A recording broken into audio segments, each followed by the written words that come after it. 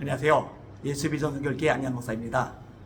정동수 목사님의 메시지 또 자료, 책자들을 훑어보면서 문제점이 굉장히 심각하다 이 사실을 알게 되었습니다. 그런데 너무나 많은 사람들이 속아 넘어가고 있어요. 애국이라는 이름하에 말씀에서 어긋난 것들이 그냥 두루뭉실 넘어가고 있어요. 이거 위험하다. 그냥 내버려두면 큰일 나겠다 생각이 들어서 제가 본격적으로 다루고 있습니다. 그러다 보니까 댓글들이 달리는데요. 정동수 목사님을 지지하는 분들이 이제 불편한 마음을 가지는 거예요. 또 저한테 이메일을 보내시는 분도 있어요. 또 만나러 오겠다고, 찾아오겠다고 말씀하시는 분들도 있어요. 제가 지금 태국에 있고요.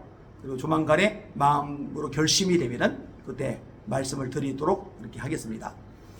좀 해명해야 될 부분들이 몇 가지 있어서 간략하게 이야기를 하려고 합니다. 하나는 사도신경에 대한 부분입니다. 사도신경을 하지 않는다고 이단이냐, 사도신경을 하지 않는다고 이단이라고 말하는 것은 문제가 있다. 이런 식의 비판 댓글이 있더라고요. 저는요, 사도신경을 하지 않는다고 해서 그것 때문에 이단이라고 말한 적이 한 번도 없습니다. 누군가의 영상을 보실 때 잘 분별하실 필요가 있습니다. 저를 보고 정동수 목사님의 자료들을, 설교들을 제대로 들어보라고 말씀하시는데, 저는 제대로 듣고 그분이 했던 말을 가지고, 그분이 썼던 글을 가지고, 그분이 냈던 책을 가지고 이야기를 하는 거예요. 마찬가지로 제가 방송을 내보낼 때도 그 내용을 제대로 정확하게 인지할 필요가 있다고 생각이 되어집니다. 저는요, 사도신경을 외우지 않으면 이단이라고 말한 적이 한 번도 없고요. 정동수 목사님이 사도신경을 하지 않는 이유를 왜 안 하는가라는 책에서 밝혔습니다. 왜 안 한다고 아시느냐? 카톨릭적이기 때문이다. 그러니까 오히려 사도신경이 이단이다 이렇게 얘기한 거예요. 그러니까 사도신경과 연결해서 이단으로 이야기 끄집어낸 사람은 정동수 목사님이지 제가 아닙니다. 그래서 제가 수요예배 때 사도신경이 성경적인 근거를 가지고 있다는 그 내용에 대해서 설교를 했습니다. 우리가 지금 외우고 있는 그 사도신경을 말하는 거예요. 우리가 외우고 있는 그 사도신경, 여러분 어떤 것이든지 하나님의 말씀에서 어긋나면은 그거는 받아들이면 안 됩니다.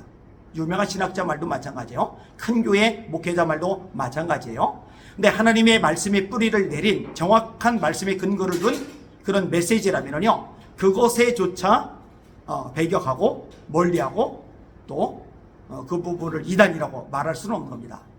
사도신경에 대한 거 이단 아니에요. 사도신경에 나오는 내용들 말씀에서 벗어나는 거 아니에요. 사도신경의 내용들 카톨릭적인 거 아니에요. 성경적입니다. 그래서 제가 한번 설교를 했고요. 다시 한번 그 뒷부분에 대해서 마저 설교를 할 생각입니다. 태국 일정 마치고 돌아가면은 제가 이야기하도록 하겠습니다. 그 다음에 주기도문에 대한 이야기는 맞아요. 이 주기도문은 예수님이 너희는 이렇게 기도하라고 말씀하셨어요. 주님이 하라고 하셨으니 우리는 할 뿐입니다. 십자가 지시기 이전에 하신 말씀이기 때문에 할 필요가 없다라는 논리는 바람직하지 않습니다. 그 다음에 하나님의 아들과 사람의 딸들의 결혼을 통해서 자녀들이 태어난 것, 그 하나님의 아들들이 천사를 말하는 거다. 천사와 사람이, 여자가 성관계를 맺어서 태어난 사람들, 그게 네피림이다. 이 부분에 대해서 제가 잘못된 해석이라고 이야기를 드렸습니다. 그리고 이제 조목조목 좀 더 구체적인 근거를 가지고 다루려고 그럽니다. 자, 예를 들면은 천동설, 그게 성경적이다. 지동설은 성경적이 아니다. 이런 식의 메시지를 전하게 되면은요, 세상 사람들이 볼 때, 야, 기독교는 반지성적이다 이렇게 말할 겁니다.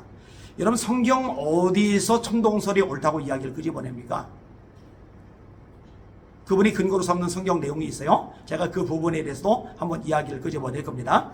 그 다음에 진짜 충격적이고 심각한 게 가룟 유다에 대한 겁니다.